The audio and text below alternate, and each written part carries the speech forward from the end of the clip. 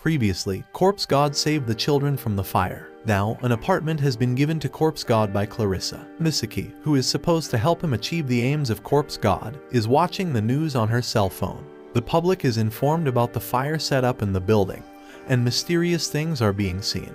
The skeleton and giant hand of the skeleton are also seen in the view. Misaki is so interested and hopeful that it will be true. Just then Kiruya is bewildered by watching the control of Corpse God to the skeleton. Skeletons are puppets in his hands that are loaded on his demands. Also, he inquires from Misaki, who is willing to hang out with someone who has almost killed her. Contrary to his expectations, she finds her murder thrilling and loves to have accompanied him. Now, Kiruya has understood that he is smashing his head into the wall, so he continues carrying the package. Just then Corpse God thanks to Kiruya for assisting him.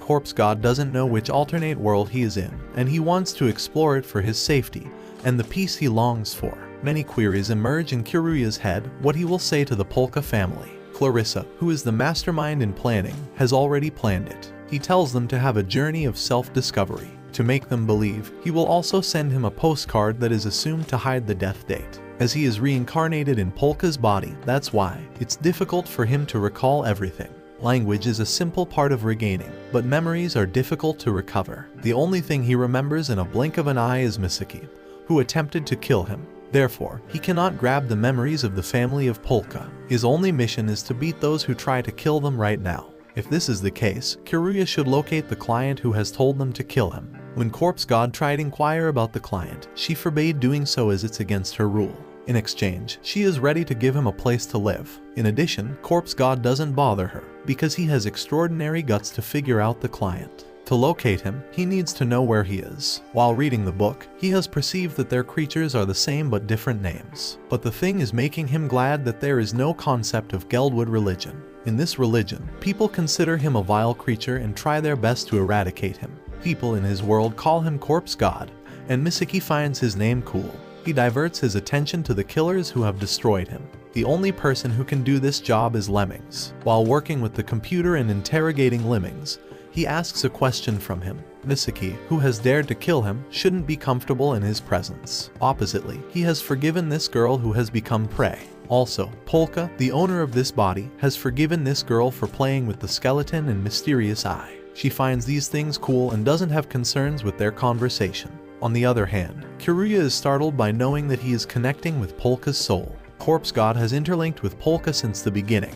As he reincarnated in his body, he infused Polka's soul into the drone. This is the drone of Kiruya, who has lost control of it. He wants to imbue his soul into the drone until he finds another body for him. Kiruya is about to die from the shock, because they treat the dead soul only for play. Also, he is so much mastered in it that he can convert into anybody. He has realized that he controls and molds them only for amusement. He has decided to keep his guard up from this dangerous man. Now, Corpse God's center of attention is earning money, which will lead him to peace. Misaki gives him a suggestion to do the business of murdering, because he is proficient in it, but Corpse God doesn't find it right and rejects it. At the same time, Kiruya informs them about a client with a task for Misaki. Misaki is not ready to do this task, as she is busy with Corpse God. By interrupting their discussion, Corpse God has arrived and decided to do this job.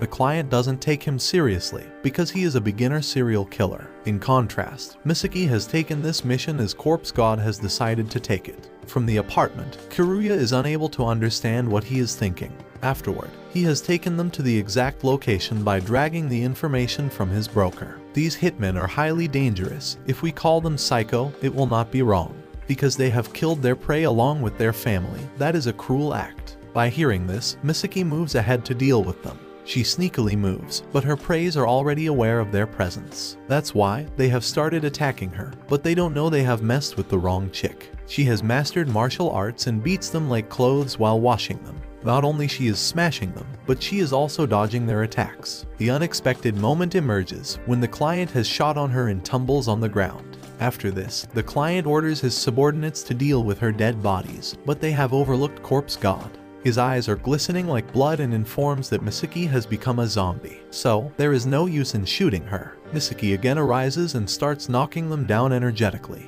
In addition, Kiruya calls him to inform him that it's a trap.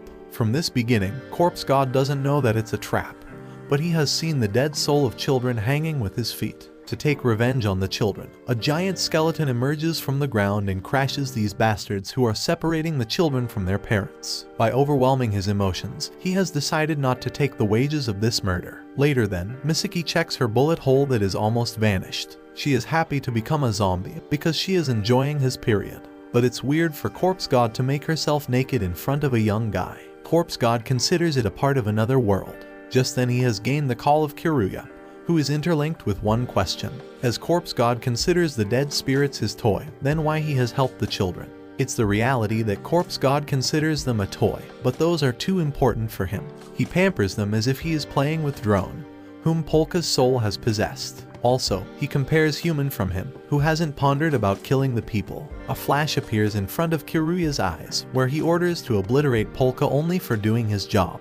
Realizing that he is outspoken, Corpse God apologizes, but he forgives him because he is older than him. Scene changes when Clarissa is having the call and listening to the call. She has the task of killing the Corpse God, but how she can supposed to mess with a person beyond her imagination. Also, she knows about the incident where Corpse God massacred many people. As a result, the quantity of his enemies has increased, and she needs to deal with him.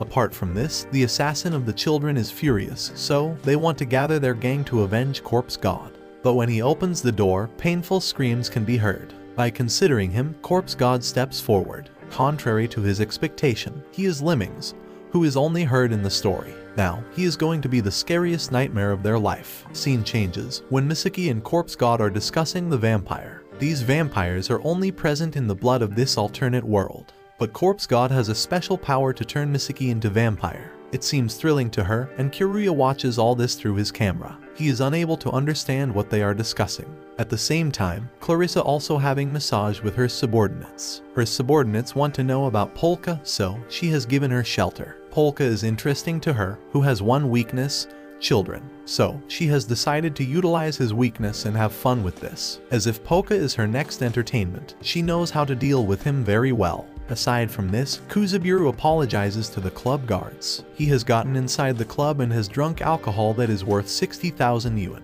Inside the club, Tsubaki is bored to death because he has drunk alcohol and waiting for Clarissa. Clarissa has no sign of coming here because she has an urgent task. With the bartender, he inquires about the mystery of the skeleton in the fire building. He doesn't know about this incident, so he ignores it. But Tsubaki doesn't think skeletons odds, because every human has to turn into a skeleton. Just then, a hit chick passes by him and he slams on her butt. But another guy appears to torment his lesson.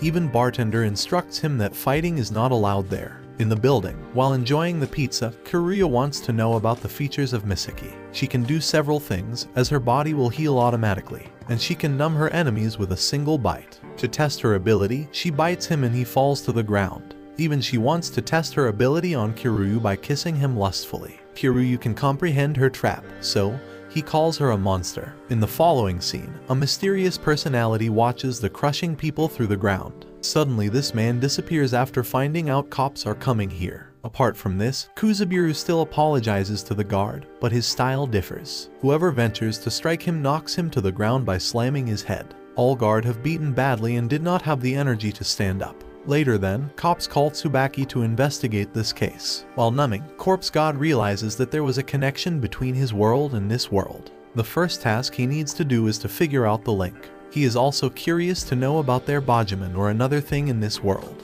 On the other hand, Misaki is excited to numb the people instead of relying on her punches. Also, Kiruya is inspired by him, who has crushed his opponent's body. But he reveals that he hasn't killed them, but didn't spare them. They are no longer capable of attacking on anyone. On the spot of the accident, Tsubaki and Kuzaburo arrive. Tsubaki is from the Shinjuku Safety Division head, who is competent in his word, and Kuzaburo is only the group member. Watch this left video if you have missed part 2, and subscribe to Annie Summary for more anime recaps.